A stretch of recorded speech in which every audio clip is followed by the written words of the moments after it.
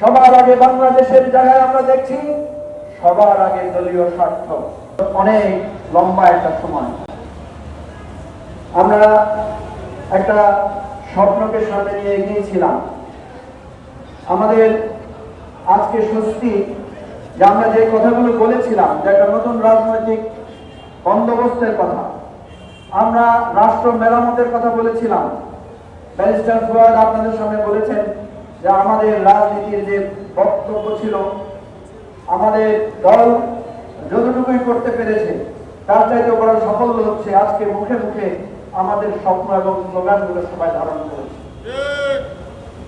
আজকে আপনারা জানেন আমরা বলেছিলাম নেতা নয়, নেত্রী নয়, দল নয়, মত নয়, পথ নয়, পন্থা নয়, সবার আগে বাংলাদেশ আমরা মিন করেছিলাম। কিন্তু অনেকে আমাদের সেই স্লোগানকে গ্রহণ করে নিয়েছেন, রাষ্ট্র মেরামতের রূপরেখাকে অনেকে গ্রহণ করেছেন।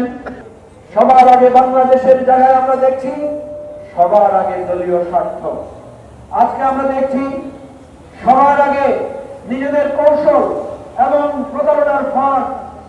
আজকে আমরা দেখছি শহীদের রক্তকে অস্বীকার করার প্রবণতা।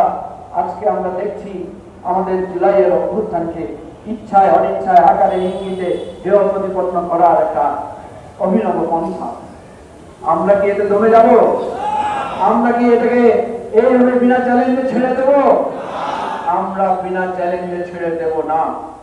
যেই স্বপ্ন আমরা দেখিয়েছিলাম, যেই যাত্রা আমরা দিন দিন করে শুরু করেছিলাম, যেই প্রত্যাশা বুকে নিয়ে আমরা একটা নতুন পতাকা, নতুন স্লোগান, নতুন একটা রাজনৈতিক দলের সূচনা করেছিলাম, আমাদের জীবনের প্রত্যেকটি মুহূর্ত সময় শ্রম ঘাম দিয়েছে আমরা সেই সত্যকে, সেই স্বপ্নকে সফল করব। বিএনপি সবসময় বলেছিল যে তারা আপোষহীন একটা দলের নাম। আমরা দেখেছি বেগম খালেদা জিয়াকে অনেক অত্যাচার করা হয়েছিল, অনেক নির্যাতন করা হয়েছিল, অনেক ভয় ভীতি প্রলোভন দেখানো হয়েছিল, কিন্তু তিনি কারো কাছে মাথা নত করেন নাই। ফলে বেগম খালেদা জিয়াকে ইতিহাস স্বীকৃতি দিয়েছে আপোষহীন নেত্রী হিসেবে। গত 15-16টা বছর আমরা যেটা শুনে এসেছি যে বিএনপির নেতাকর্মীরা গুম খুনের শিকার হয়েছেন, জামাতের নেতাকর্মীরা গুম খুনের শিকার হয়েছেন, অনেক কষ্ট ভোগ করেছেন, মায়ের বুক খালি হয়েছে, বোনের চোখের জলে বিছানা আবল ভিজে গিয়েছে। কিন্তু আমরা গত পরশুদিন বিএনপির একজন প্রভাবশালী নেতার একটা কথা শুনে হতবাক হয়ে গেছে। বিএনপি নেতা সালাউদ্দিন সাহেব বলেছেন ওনারা সব ক্ষেত্রে আপোষ করে শুধু একটা নির্বাচনের জন্য ওনারা নাকি জুলাই সনদে স্বাক্ষর করেছেন এবং গণভোটে সম্মত হয়েছে। আমরা অবাক হয়ে গিয়েছি। জাতীয় সংসদে বিএনপি এটা লিখিতভাবে প্রমাণ করেছে তারা একটি আপোষকামী দল এবং জুলাইয়ের গণ অভ্যুত্থানকে ধোঁকা দেওয়ার জন্য, শুধুমাত্র নির্বাচনের মাধ্যমে ক্ষমতা আসার জন্য তারা এই ধরনের ষড়যন্ত্রের আশ্রয় নিয়েছে।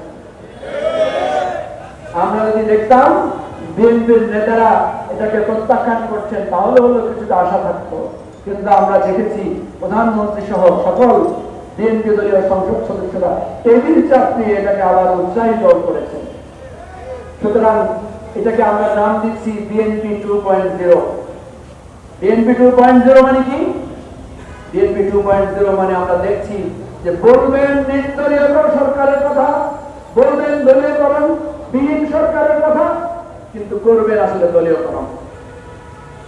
দুর্নীতির বিরুদ্ধে কথা বলবেন, কিন্তু আমরা দেখবো এই তেল সংকটের সময় নজিরবিহীন সংকট তৈরি করে দুর্নীতি করে একটা কঠিন অবস্থার মধ্যে রাষ্ট্রকে ফেলে দেওয়া হয়েছে।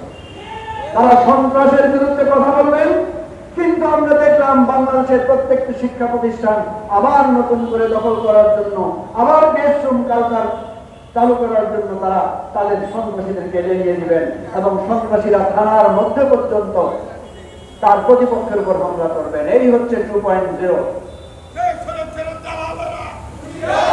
আমরা আজকে ষষ্ঠ প্রতিষ্ঠা বার্ষিকীতে আমাদের অঙ্গীকার, আমরা জীবন দিয়ে হলেও রক্ত দিয়ে হলেও আমরা আমাদের স্লোগান, আমাদের প্রতিবাদ, আমাদের সংগ্রাম, আমাদের লড়াই এই লড়াই চালু রাখার প্রতিজ্ঞা নিয়ে আজকের ষষ্ঠ প্রতিষ্ঠাবার্ষিকী আপনাদের সবাইকে শুভেচ্ছা জানাচ্ছি।